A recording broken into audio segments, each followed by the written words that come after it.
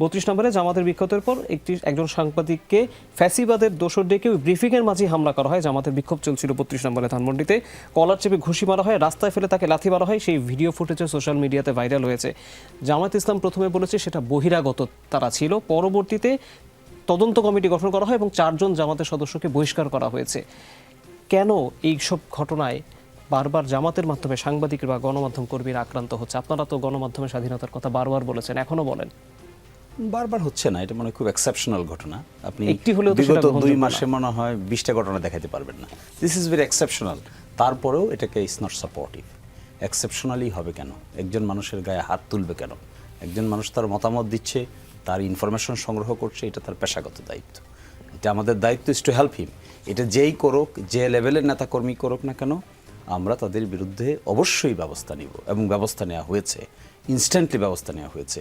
ওই সাংবাদিকদের বাড়ি যাওয়া হয়েছে, তার সঙ্গে দেখা করা হয়েছে, তাকে বিভিন্নভাবে সান্ত্বনা দেওয়ার চেষ্টা করা হয়েছে। আমি দেখেছি বিএনপির পক্ষ থেকেও দায়িত্বশীল ব্যক্তিবর্গ তার বাড়িতে গিয়েছেন। আমি কই দিস ইজ গুড স্টার্ট, কিন্তু এটা আনএক্সপেক্টেড, সাপোর্টেড না। একটা হলেও সাপোর্টেড না, একাধিক হলে তো নাই।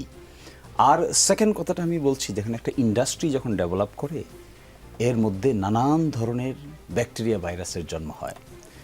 সিস্টেম হলো রেগুলেটরি বডির দায়িত্ব, আর সংশ্লিষ্ট ইন্ডাস্ট্রির লোকদের দায়িত্ব হলো একটা রেসপন্সিবল জায়গা ধীরে ধীরে নিশ্চিত করা। এটার নাম ম্যাচিউরিটি।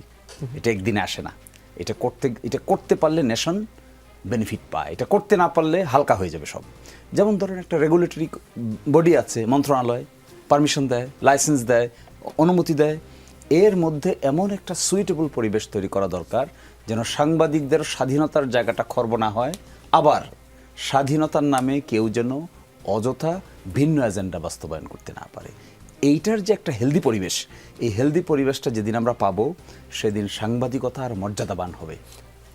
আপনার কি মনে হয় তৃণমূল পর্যন্ত এই মেসেজগুলো যায়? আমি সবচেয়ে বেশি ওরিড অ্যাবাউট দি মর্যাদা প্রফেশনাল ডিগনিটি। আমি আইনজীবী, আমার একটা ডিগনিটি আছে। আপনি সাংবাদিক, আপনার একটা ডিগনিটি আছে। আপনি লিখবেন, আপনি বলবেন।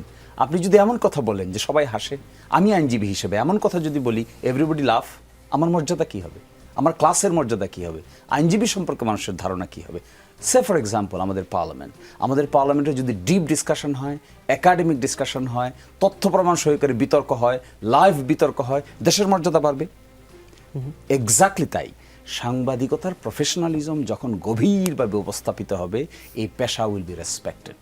সিমিলারলি আইন পেশাও কিন্তু তাই।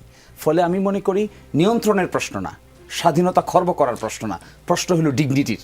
আমরা আমাদের ডিগনিটি নিয়ে কিভাবে নিজেদেরকে এস্টাবলিশ করব। দিস ইজ ডিগনিটির কথা বলছেন জনাব শিশির মনির। যখন একজন সাংবাদিক আক্রান্ত হয়, আমি এবিএম মোশাররফ বলছিলেন, তাহলে আসলে সাংবাদিককে যদি ভুল সংবাদও দেয়, সেটাকে ডিল করার জন্য আলাদা মেকানিজম আছে। আক্রান্ত করাটা কি আসলে সমাধান? কেন আমি এই প্রশ্নটা করছি, তৃণমূলের নেতাকর্মীদের দিকে আসলে এই বার্তাটা আপনারা দিতে পারছেন কিনা? আপনাকে একটা দেখি, আপনার নিশ্চয় শিশু ভাই আমার সাথে স্মরণ করবেন। আমরা তো বাঙালিরা ভুলে যাই খুব অল্পতে।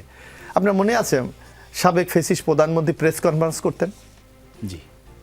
কারা? তারা তো বাংলাদেশে আমরা তাদেরকে বলি খুব মানে বিখ্যাত সাংবাদিক, তাদের পেশাগত দক্ষতা, অভিজ্ঞতা এবং রেসপন্সিবিলিটি নিয়ে প্রশ্ন তোলার কোনো সুযোগ নেই। তারা কি কাজগুলি করতেন আমরা একটু স্মরণ করেন। আপনি 2 বছর আগে আপনি আমাকে বা শিশির ভাইকে আপনি প্রশ্ন করছেন যে এইটা করার জন্য, আর এর আগে যদি আপনি 10 মিনিট একটা বিশেষণ দেন, আপনারা 2 জন এখানে না আসলে এই টক শো করাই সম্ভব হতো না, এর চেয়ে এত গাম্ভীর্যপূর্ণ কথা আমি জীবনে কোনোদিন শুনি নাই, তাইলে দর্শকরা কি বলতো?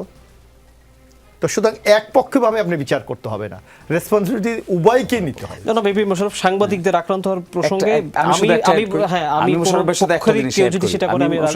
সমর্থন করব না। যে কোনো প্রফেশনের লোক যখন প্রফেশনকে হালকা করে ফেলবে, তখন তার স্ট্যান্ডিং ভালো থাকবে না। আমি আইনজীবী হিসেবেও যদি এলোমেলো কথা আইনের বাইরে গিয়ে বলতে শুরু করি, আমাকে কেউ রেসপেক্ট করবে না। At the same time people are conscious. জার্নালিজমিস্টই বলেন, পার্লামেন্টারিয়ান বলেন, উকিল সাহেবই বলেন, আর ডাক্তার সাহেবই বলেন, যদি সে বা তার বাউন্ডারি ক্রস করে, তাহলে people will not accept it with good grace. এখন কিন্তু এরকম। সেই জন্য আমার কথাটা হলো no interference in your freedom. আপনাদের ফ্রিডমে কোনো ইন্টারফারেন্স হওয়া উচিত না, কিন্তু অ্যাট দ্য সেম টাইম সকলেরই খেয়াল রাখা উচিত তিনি তার ফ্রিডমটাকে ভায়োলেট করছেন কিনা।